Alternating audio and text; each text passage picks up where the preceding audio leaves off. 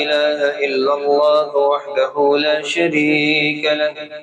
وأشهد أن محمدا عبده ورسوله. أما بعد فإن خير الحديث كتاب الله وخير الهدي هدي محمد صلى الله عليه وسلم وشر الأمور محدثاتها وكل محدثة بدعة وكل بدعة ضلالة وكل ضلالة في النار. يا أيها الذين آمنوا اتقوا الله حق تقاته ولا تموتن إلا وأنتم مسلمون. يا أيها الناس اتقوا ربكم الذي خلقكم من نفس واحدة وخلق منها زوجها وبث منهما رجالا كثيرا ونساء واتقوا الله الذي تساءلون به والأرحام إن الله كان عليكم رقيبا. يا أيها الذين آمنوا اتقوا الله وقولوا قولا سديدا يصلح لكم أعمالكم ويغفر لكم ذنوبكم ومن يطع الله ورسوله فقد فاز فوزا عظيما. اللهم صل على محمد وعلى آل محمد كما صليت على إبراهيم وعلى آل إبراهيم إنك حميد مجيد. اللهم بارك على محمد وعلى آل محمد كما باركت على إبراهيم وعلى آل إبراهيم إنك حميد مجيد. رب اشرح لي صدري ويسر لي أمري واحلل عقدة من لساني يفقهوا قولي. رب يسر ولا تعسر وتمم بالخير. أعوذ بالله السميع العليم من الشيطان الرجيم من همزه ونفخه ونفثه. بسم الله الرحمن الرحيم. واذكروا إذ أنتم قليل مستضعفون في الأرض تخافون أن يتخطفكم الناس فآواكم وأيدكم بنصره ورزقكم من الطيبات لعلكم تشكرون.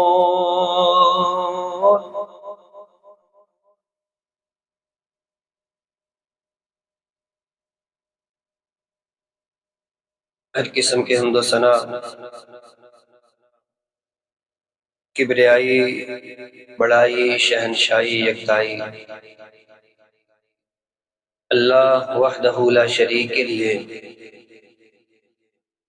جو مالک ملک، خالق کل ہے۔ درود و سلام امام الانبیاء جناب محمد الرسول اللہ صلی اللہ علیہ وآلہ وصحبہ وسلم کی مقدس مطہر بابرکت ہستی پر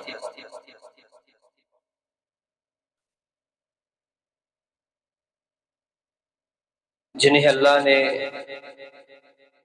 ایک عظیم الشان وطن اور ریاست عطا فرمائی کہ آپ امت کو بتا سکیں کہ اسلامی ریاست کے خد و خال اور آزادی کی قیمت کیا ہوتی ہے۔ رحمت اور بخشش کی دعا جناب اہل بیت اطہار کے لیے، صحابہ کرام کے لیے، تابعین عظام کے لیے، فقہاء کرام کے لیے، محدثین عظام کے لیے، علماء کرام کے لیے، جو اپنے اپنے وقت میں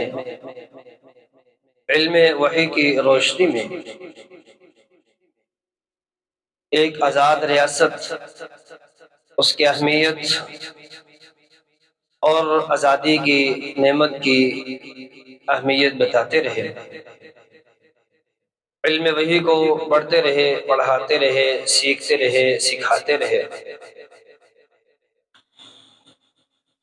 عزیزان گرامی، اگست کا مہینہ شروع ہوتے ہی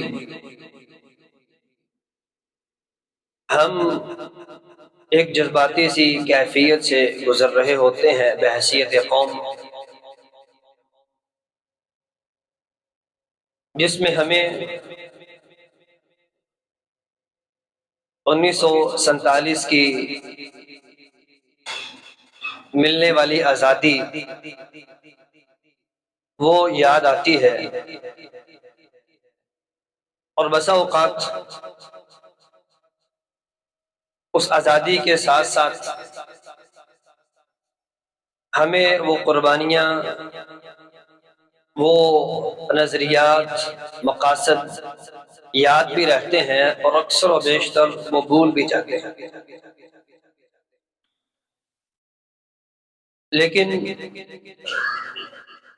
عمر رفتہ گزرنے کے بعد،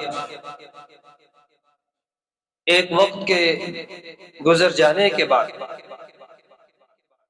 ہمیں مقاصد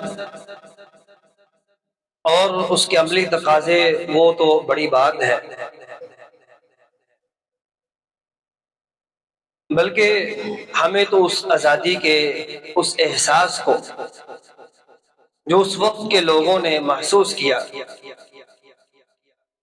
آزادی کی اس قیمت کو جو اس وقت کے لوگوں نے ادا کی تھی، ہم اس احساس کو، اس قیمت کو بھی وقت کے گزرنے کے ساتھ بھول چکے ہیں۔ عزیزان گرامی، تو سب سے پہلی بات ہماری آج کی یہی ہے کہ پاکستان کیسے بنا تھا، اس وقت ہمارے احساسات، ہمارے بزرگوں کے، ہمارے بڑوں کے احساسات کیا تھے،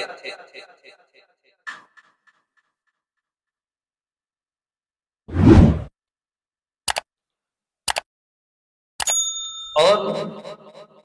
انہوں نے جو قربانیاں دی تھیں، وہ قربانیاں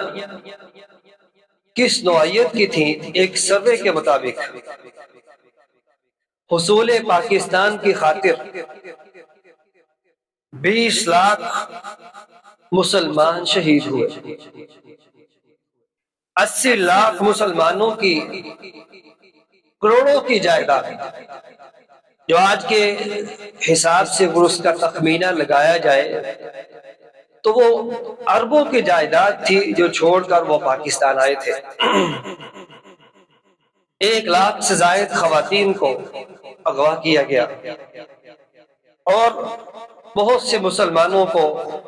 عزت سے، عصمت سے ہاتھ دھونا پڑا۔ ان گنت علمی مراکز، تعلیمی درسگاہیں، عصری اور دینی علوم کے مرکز، عظیم الشان مکتبے اور لائبریریاں، جن میں ہمارا علمی ورثہ وہ سارے کا سارا تباہ کر دیا گیا۔ عزیزان گرامی، متاثرین ہجرت، ان کی ہجرت کی داستانیں اسی غم، تکلیف اور پریشانی سے بھری پڑی۔ اگر کبھی دل چاہے اور اگست کے مہینے میں جب شور و غوغا ہو اور ہم بحیثیت قوم صرف اور صرف نغموں اور ترانوں کے پیچھے ہوں، کبھی دل چاہے ہمارے،، آباؤ، اجداد کی قربانیوں کو پڑھنے کا، لیکن 1947 اور ان کی قربانیوں کو دیکھنے کا، تو پھر داستان ہجرت اس کتاب کو پڑھیے گا، آنکھیں کھلی نہیں بلکہ پھٹی کی پھٹی رہ جائیں گے۔ عزیزان گرامی، لیکن ہم جس دور سے گزر رہے ہیں یہ غالباً تاریخ پاکستان کا شاید نازک ترین موڑ اور دور ہو، اور اس نازک ترین موڑ اور دور میں جہاں بہت پہلے عملی تقاضے آزادی کے جو سمجھنے اور سوچنے اور جانچنے چاہیے تھے، آج کے دور میں سب سے زیادہ اس بات کی ضرورت ہے کہ آزادی کی نعمت، اس کے عملی تقاضے وہ کیا ہونے چاہیے، اس کو سمجھنے کی اس کی بہت زیادہ ضرورت ہے۔ عزیزان گرامی، سب سے پہلا عملی تقاضا جو آزادی کا ہمیں سکھاتا ہے کہ آزادی ایک بہت بڑی نعمت ہے، جس کو اللہ نے اپنے قرآن میں بیان فرمایا، وَاذْكُرُوا إِذْ أَنْتُمْ قَلِيلٌ مُسْتَضْعَفُونَ فِي الْأَرْضِ تخافون أن يتخطفكم الناس فآواكم وأيدكم بنصره ورزقكم من الطيبات۔ اللہ تعالیٰ فرماتے ہیں اس وقت کو یاد کرو، اذ انتم قلیل مستضعفون فی الارض، جب تم تھوڑے بھی تھے اور کمزور بھی تھے، بحیثیت قوم تمہاری حیثیت، تمہارا سٹیٹس ایک انتہائی نادار اور کمزور قوم کے طور پر دیکھا جا رہا تھا، لیکن کیا ہوا؟ فآواکم وَأَيَّدَكُمْ بِنَصْرِهِ، اللہ نے تمہیں رہنے کے لیے جگہ عطا فرمائی، تمہیں ٹھکانہ دیا، تمہاری مدد کی، اعانت کی، تمہیں اللہ تعالیٰ نے سٹینڈ کیا، وَرَزَقَكُمْ مِنَ الطَّيِّبَاتِ، اور انتہائی آسان رزق اللہ نے تمہیں مہیا فرمایا، اپنی عنایات اور اپنے فضل و احسان کے دروازے کھولے تاکہ تم اللہ کی نصیحت کو دیکھو اور اس کا شکریہ ادا کرو۔ عزیزان گرامی،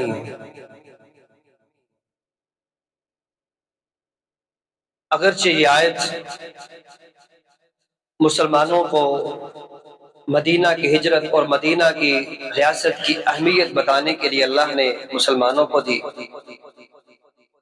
لیکن قرآن آفاقی مذہب اور آفاقی کتاب ہے، قیامت کی دیواروں تک اس سے عمل کے پوائنٹس لیے جائیں گے، سیم ٹو سیم ہو بہو ہماری بھی یہی کنڈیشن اور صورتحال تھی، انتہائی تکلیف دہ صورتحال ہے، اور اس سے نکل کر اللہ نے الگ ریاست بھی دی، اور اللہ نے اپنی طرف جو مدد ہمارے سپرد کی جانی چاہیے تھی اللہ نے وہ ہماری اعانت بھی کی۔ یہ اللہ کا ایسا انعام ہے کہ اس انعام پر اللہ کا جتنا شکر ادا کیا جائے اتنا ہی کم ہے۔ اور وطن ایک ایسی نعمت ہے جس کی آزادی، اس کا شکریہ رسول اللہ صلی اللہ علیہ وسلم نے بھی ادا کیا۔ سابقہ اقوام میں دیکھا جائے تو موسیٰ علیہ السلام بھی اور ان کی اقوام بھی ان کی قوم بھی یہی شکریہ اللہ کا بجا لاتے ہوئے نظر آتے ہیں۔ ہم سب نے سن رکھا ہے نبی صلی اللہ علیہ وسلم جب ہجرت کر کے مدینہ پہنچے تو دیکھا مدینہ والے یہودی وہ 10 محرم کا روزہ رکھ رہے ہیں، انہوں نے بتایا تھا هذا يوم عظیم وهو يوم نجى الله فيه موسیٰ علیہ السلام، یہ ہمارے لیے بہت بڑا دن ہے، اس لیے کہ اس دن میں اللہ نے موسیٰ علیہ السلام کو فرعون سے نجات دی تھی۔ موسیٰ علیہ السلام اور ان کی قوم بنی اسرائیل قوم سے فرعون سے نجات پا کے آزادی کی حیثیت اور آزاد قوم کا سٹیٹس حاصل کر چکی تھی، اس لیے ہم شکرانے کے طور پر ہم روزہ رکھتے ہیں۔ آپ صلی اللہ علیہ وسلم نے اس شکرانے پر اپنی نبوت کی مہر لگائی اور امت کو بھی اس میں شامل فرمایا۔ تو عزیزان گرامی، سب سے پہلی بات کہ اللہ کا شکریہ ادا کرنا چاہیے،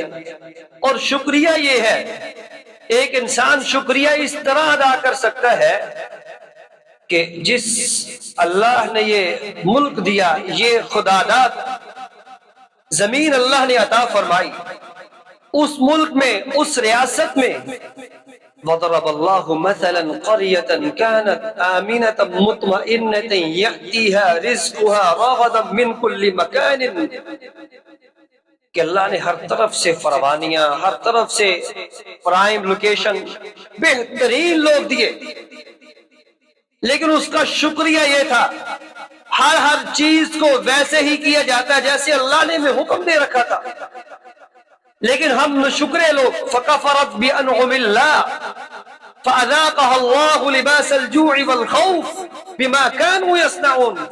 لیکن ہم نے ایسی نشکری کی اور اول دن سے آج تک ایسے نشکری کے گٹا ٹوپ اندھیروں میں ڈوبے ہوئے لوگ کہ نشکری پر نشکری کرتے رہے، نافرمانیوں پر نافرمانیاں کرتے رہے، نافرمانیوں کا تخت لگاتے رہے، پشتے لگاتے رہے، رزلٹ کیا نکلا؟ فَأَذَاقَهَا اللَّهُ لِبَاسَ الْجُوعِ وَالْخَوْفِ، اللہ تعالیٰ نے ہمیں پھر معیشت، معاشی تندرستی میں ایسا ڈالا کہ آج ہم اپنی حیثیت جو اقوام عالم میں دیکھتے ہیں وہ ہم سب کے سامنے ہیں، اور جس نظریاتی اور سرحدی حدود کو تقسیم کر کے آزاد ریاست کا نعرہ لگایا تھا، اسی کی آج فکر پڑی ہوئی ہے،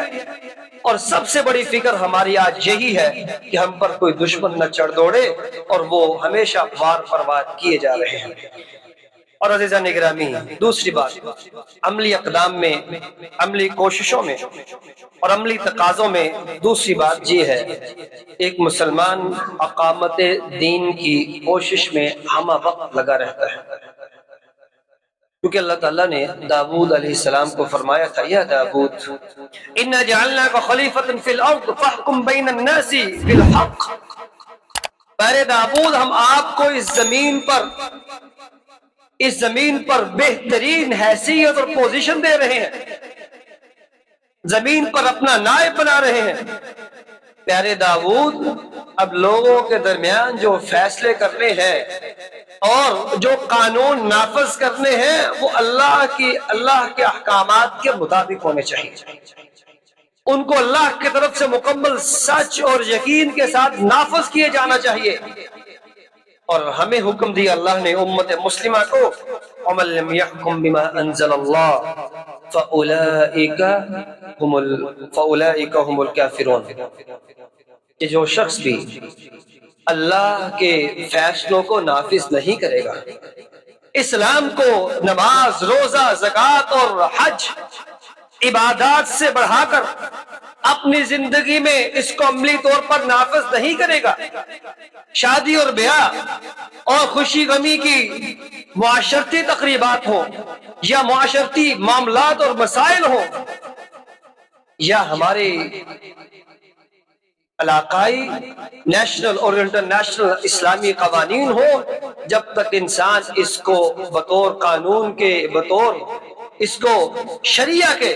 شامل نہیں کرے گا، اللہ فرماتے ہیں فَأُولَٰئِكَ هُمُ الْكَافِرُونَ، یہی تو لوگ ہیں جو صریحاً انکار کرنے والے ہیں، کفر کے درجے تک پہنچ جاتے ہیں۔ اور سورۃ مائدہ میں دوسری جگہ پر فرمایا فَأُولَٰئِكَ هُمُ الظَّالِمُونَ، یہی وہ لوگ ہیں جو ظلم کرنے والے ہیں۔ اللہ کے احکامات اور اس قرآن کا اور اسلام کا حق یہ تھا، اس کو نافذ کیا جاتا، اپنی خوشی غمی میں اس کو دیکھا جاتا، اور اس کو دیکھا جاتا قرآن ہماری معاشرتی زندگی میں ہمیں کیا کہہ رہا ہے، لیکن اس کو نہ دیکھا گیا۔ یہی وہ لوگ ہیں جو اس حق کو ادا نہیں کر رہے، اس سے بڑا ظلم کیا ہو سکتا ہے۔ تیسری جگہ پر سورۃ مائدہ میں ہی فَأُولَٰئِكَ هُمُ الْفَاسِقُونَ، اللہ فرماتے ہیں یہ لوگ فاسق ہیں، پرلے درجے کے گناہگار ہیں، جن لوگوں نے اسلام کو صرف مسجد کی حدود تک رکھا اور اسلام کا نام ایک مخصوص حد تک رکھا اور اسلام کو بطور نام کے استعمال کیا. جب کام کی باری آئی تو مسجد کا ٹائٹل لگا کر، مولوی کا ٹائٹل لگا کر اس کو ایک محدود طبقے اور محدود لوگوں تک اور محدود جگہ پر بند کر کے باقی ساری زندگی اپنی منمانی سے اس نام پر کہ اسلام کبھی سختی نہیں کرتا، اسلام منمانی کی اجازت بھی نہیں دیتا، لیکن منمانی سے زندگی گزار کر یہ تین طرح کے اللہ نے ان افراد کو، ان اشخاص کو ٹائٹل دیے ہیں. فَأُولَٰئِكَ هُمُ الْكَافِرُونَ فَأُولَٰئِكَ هُمُ الظَّالِمُونَ فَأُولَٰئِكَ هُمُ الْفَاسِقُونَ. سورۃ مائدہ میں تینوں ہی اللہ نے مسلمانوں کو اور خاص طور پر ان لوگوں کو جو اسلام کو محدود کر دیتے ہیں اور اپنی زندگی میں اس کو بطور قانون کے شامل نہیں کرتے، اللہ نے تین طرح کے ٹائٹل ان لوگوں کے نام کر دیے. اور عزیزان گرامی، اسی طرح تیسرا عملی اقدام وہ شاعر اللہ، اسلامی ارکان کی پابندی. اللہ کے جتنے بھی شاعر ہیں اس میں انفرادی بھی اور اجتماعی بھی، معاشرتی بھی، اللہ نے خواتین کو پردے کا حکم دیا. مسلمانوں کے جو مرد ہیں ان کے ظاہری حلیہ اور مسجد کے حوالے سے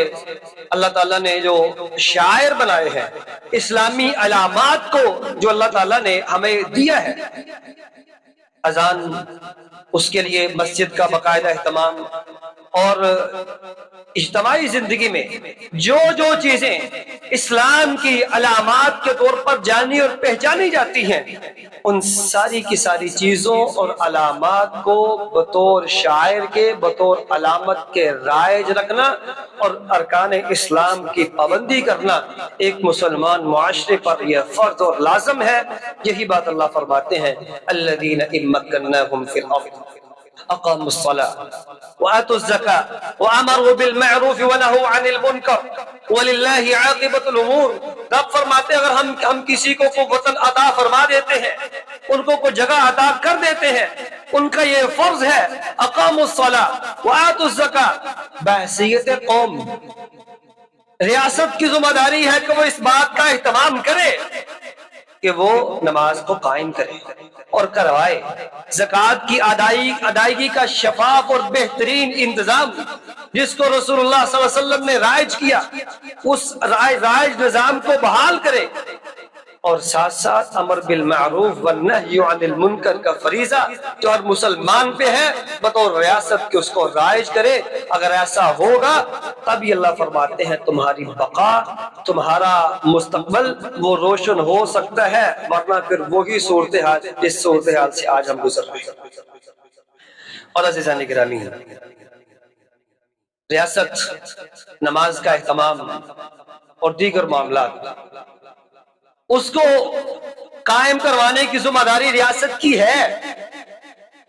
لیکن سچ یہ ہے کہ بنیادی ضروریات پوری ہو نہ ہو، اس کے لیے فنڈ ہو نہ ہو، اور وہ سارے کے سارے ٹیکس جو سب لوگوں کو مل رہے ہیں، لگ رہے ہیں، وہ مسجد میں لگے، ضرور لگے، اور سارے کے سارے معاشرتی جو پریشر ہے معاشی وہ سب کو ملیں گے. اگر مسائل ہیں تو وہ سب کے لیے ہیں. اگر کہیں سے فنڈ نکل آتا ہے تو وہ فیسٹیول کے نام سے، کبھی کسی نام سے، کبھی کسی نام سے، اور سرکاری سطح پر ناچ گانے کی صورت میں وہ کہیں نہ کہیں، کبھی نہ کہیں، کوئی نہ کوئی صورتحال، وہ کوئی نہ کوئی پروگرام ہمارے سامنے آ ہی جاتا ہے. اس کے لیے کبھی کسی فنڈ کا، کبھی کسی چیز کا انکار کبھی کیا ہی نہیں ہے. ایون کہ میری ناقص معلومات کے مطابق ایک موقع یہ بھی آیا، قرآن مجید کی تو تعلیم ہمارے اسکولوں میں رائج کی گئی تھی، اس کے لیے کہا گیا کہ ہمارے پاس کاغذ کے لیے فنڈ نہیں، اس لیے ہم قرآن مجید کو جو سپارے دیے گئے تو اس کو نہیں چھاپ سکتے، لیکن فیسٹیول کروا سکتے ہیں. یہ ریاستی امور جب اس نہج تک پہنچ چکے ہوں، جب ریاست ان ساری چیزوں سے دستبردار ہو کر جو اس کو کرنی چاہیے تھی ایسے راستوں کی طرف چل پڑے گی، تو پھر یاد رکھیے وہی کچھ ہوگا جو ہو رہا ہے. عزیزان گرامی، چوتھی بات، اندرونی آزادی تحفظ کے لیے अंदरूनी बैरूनी साजिशों के लिए हरदम तैयार रहना, ये बात कहते वक्त एक अजीब सा फील हो रहा है। सबब ये है, अंदरूनी साजिशें और बैरूनी साजिशें, इसके लिए हम तैयार रहेंगे और हैं, लेकिन आज ये बात शायद नहीं कही जा सकती। सबब ये है, हमें ये कहना चाहिए अंदरूनी और बैरूनी साजिशों में शामिल नहीं होना चाहिए। हम उनका मुकाबला करने के लिए क्या तैयार होंगे? यकीन कीजिए, आप हर दूसरे चौथे पांचवें और अशराफिया में देखें, ऐसे अफराद आपको बकसरत मिलेंगे। वो सारे के सारे प्रोग्राम्स जो अंदरूनी और बैरूनी साजिशों के जरिए हमारे नजरियाती और मजहबी जो हुदूद थी, उसकी अल्लाह ताला ने जो हद बंदी की थी, उस सब को बर्बाद करने के लिए जो प्रोग्राम दिए जा रहे हैं, उन सब का अगर कोई हिस्सेदार है तो हमारे ही लोग हैं, हम खुद हैं। हमने उनकी क्या मुकाबला करना था, उनके मद्दे मुकाबला आना था, हमने क्या तैयार रहना था। अज़ीज़ान गिरामी, तो ये सारे के सारे प्रोग्राम्स और सारी वो चीजें जो आप सब हम सब बखूबी समझ सकते हैं, इस्लामी नजरियात को जो जहां जहां पर भी रंग पहुंचाया जा रहा है, जहां जहां पर भी उसकी बेखुनी की जा रही है, यकीन कीजिए हम सब समझते हुए जानते हुए भी शऊरी तौर पर तो नहीं, गैर शऊरी तौर पर जरूर उसमें शामिल हो जाते हैं। इसलिए आज जितना इंसान को बाशऊर होना चाहिए इस मामले में, बाकी मामलात में तो माशाअल्लाह जितना शऊर आ चुका शायद इससे पहले नहीं था, लेकिन इस तरह का शऊर जिसमें बंदा समझ सके ये जो काम हो रहा है, ये जो हमें सब कुछ मिल रहा है, ये जो सारा कुछ हमें मुयस्सर आ चुका है, ये जो जदीदियत और रोशन ख्याली के नाम से हमारे गले में ये डोर जो डाला जा चुका है, इसके पसे मंजर मकासद क्या है, हमारी कौम किस तरफ जा रही है, इसको जानना, ये शऊर अल्लाह करे हमें अल्लाह अता फरमा दे। और अज़ीज़ान गिरामी, इसी तरह पांचवी बात ये है, अपने मुल्क से हकीकी मोहब्बत करना। और मोहब्बत, रब्बी जअल हाज़ल बलद आमिना वजनुबनी अन नअबुदल असनाम। इब्राहीम अलैहिस्सलाम अपने वतन के लिए अल्लाह से दुआ मांगते, प्यारे अल्लाह इस वतन को अमन का गहवारा बना दीजिए, इसको बुतों की गलाजत से और इस बुतों की गलाजत से अल्लाह महफूज फरमा दीजिए। और अज़ीज़ान गिरामी, वतन से असल मोहब्बत ये है कि इसको अमन का गहवारा बनाया जाए, और अमन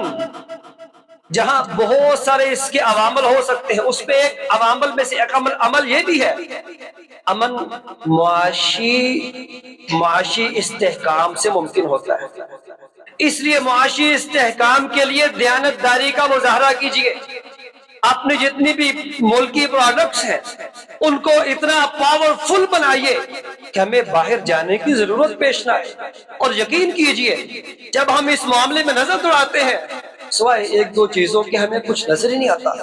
हमारी दुनिया अंधेर हो जाती है जब हम अपनी मुल्क की मसनूआत को देखते हैं और उसकी कारकर्दगी को देखते हैं। बड़ी तकलीफ दे सूरत हाल से गुजरना पड़ता है। मुल्क से मोहब्बत ये है, अपनी मसनूआत को पावरफुल कीजिए और फिर उसका साथ दीजिए। ये अपने मुल्क से हकीकी मोहब्बत है। अमन की तरफ जाने के लिए मुआशी इस्तेहकाम जरूरी है, और उसके लिए अपनी मसनूआत को रवाज देने, उसको मजबूत करने और उसको इंतहाई कारआमद और पावरफुल बनाने की बहुत ज्यादा जरूरत है।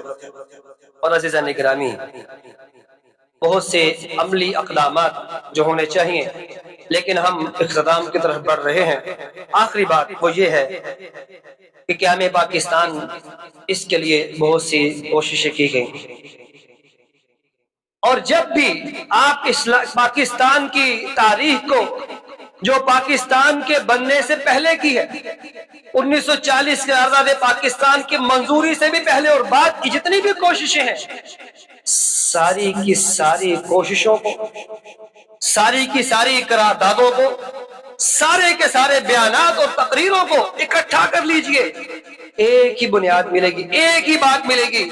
हम इस मुल्क को अगर हासिल करना चाहते हैं तो मकसद ला इलाहा इल्लल्लाह है। عزیزان گرامی، کبھی بھی آپ کہیں بھی نہیں دیکھیں گے اس ملک کو سیکولر بنانے کے لیے حاصل کیا گیا۔ یہ سب کچھ یہ ملک اس لیے حاصل نہیں کیا گیا تھا ہم بہت بڑی معاشی سپر پاور بنیں گے، ہم بہت بڑی ایٹمی اور بڑی بڑی قوت بن کے ابھریں گے۔ مقصود یہ تھا ہم اسلامی ریاست کا قیام کریں گے۔ اسلامی ریاست کے لیے معاشی بحالی لازمی اور بنیادی، اسی طرح سپر پاور بننا یا ایٹمی قوت بننا یہ بنیادی ضرورت تھی، اس کو ضرورت کو پورا کیا جانا چاہیے اور کیا جا رہا ہے۔ لیکن ہم بات کر رہے ہیں بنیاد کی، ہم بات کر رہے ہیں اس اساس کی جس کی بنیاد پر یہ ملک لیا گیا تھا۔ عزیزان گرامی، کبھی بھی کسی لیڈر نے اس وقت میں نہیں کہا تھا کہ ہم اس کو سیکولر بنائیں گے جس میں ہمارا مقصد صرف ایک ریاست کا قیام ہے جس میں ہم سکون سے رہیں گے۔ ایسا نہیں تھا، ہم اسلام کو عملی زندگی کے طور پر اس کو لیں گے، اسلام کو بطور قانون امپلیمنٹ کریں گے۔ اس مقصد کے لیے اس وطن کو لیا گیا تھا۔ اگر یہ مقصد نہیں تھا تو ہندوستان میں تو یہ سب کچھ تھا، وہاں سب کچھ کیا جا سکتا تھا۔ معاشی طور پر جو ایک محدود جو مخصوص مسلمانوں کے علاقے تھے ان کو مضبوط کیا جا سکتا جیسا کہ آج بھی ہے، لیکن بطور اسلام کو بطور قانون کے نافذ نہیں کیا جا سکتا تھا جیسے آج ہمارے ہمسایہ ملک میں نہیں کیا جا سکتا۔ لیکن عزیزان گرامی، اگر اس وقت بھی اسلام کے علاوہ کسی اور نام پر اس ملک کو لینے کی بات کی جاتی تو آج کے لوگ بھی اس وقت کے لوگ بھی اس بات کے شاہد ہیں کہ کبھی کوئی بھی مسلمان نوجوان کو مسلمانوں کو اکٹھا کیا نہیں جا سکتا۔ اگر اکٹھا کیا گیا ہے تو اسلام کے نام پر اکٹھا کر کے تحریکیں چلا کر اس ملک کو حاصل کر کے اب ہر دم اس کوشش میں لگا مسلمان اس کو سیکولر کی طرف لے کے جانا چاہیے، اور باقاعدہ بڑی بڑی جماعتیں جو سیاست کے نام پر اس کو سیکولرزم کی طرف لے کے جا رہی ہیں اور خود سیکولر ہونے کا بانگے دوہل اعلان کرتی ہیں۔ وہ 10 دنوں کے مسلمان، باقی 11 مہینے 20 دن کے وہ سیکولر آج ہمارے اوپر مسلط کیے جا رہے اور ہو چکے ہیں۔ اور عزیزان گرامی، اگر ایسا ہی ہے تو پھر اپنے ہمسایہ ملک سے کچھ سبق لے لیجئے۔ اس نے کیا کیا؟ ظاہراً سیکولرزم کا اعلان کیا، لیکن حقیقت کیا ہے؟ ہندو مذہب کو ترویج دے کر تین دفعہ کے وہ وزیر اعظم بنتے ہوئے دکھائی دیتے ہیں۔ صرف ایک ہی نام ہے، ہندو مذہب کو رواج دو اور حکومت کرو، اور یہاں پر کیا ہے؟ اسلام کے نام پر لینے والا ملک وہ سیکولرزم کی طرف لے کے جانے کی وجہ سے آج ہم جس تباہی اور جس مصیبت سے دوچار ہیں ہم سب دیکھ سکتے ہیں۔ عزیزان گرامی، یہ سیکولرزم اس ملک میں نہیں ہو سکتا۔ اس کی ایک وجہ یہ بھی ہے، جب پاکستان بن رہا تھا اس وقت صورتحال یہ تھی کہ جتنی بھی ریاستیں تھیں وہ اپنے نظریات کو، اپنی آئیڈیالوجی کو چھوڑ کر سیکولرزم کی طرف آ رہی تھی، اور وہ فیشن بن چکا تھا سیکولرزم۔ لیکن اس دورانیے میں پاکستان پوری دنیا پر ایک ایسی ریاست تھی جو نظریات اور مذہبی نظریات کی بنیاد پر بنی تھی، اس لیے اس کو معجزہ کہا جاتا ہے۔ جب معجزے سے انکار کیا جائے اور جب اس بنیاد سے ہٹ جایا جائے، مقاصد سے ہٹ جایا جائے، پھر کبھی بھی اطمینان نہیں ملتا۔ اس لیے پاکستان کی ریاست کو، اس کے مذہب، اس کی بنیادوں کو مضبوط کیجیے۔ اللہ کرے ہم ایسا کر سکیں۔ السلام علیکم ورحمۃ اللہ۔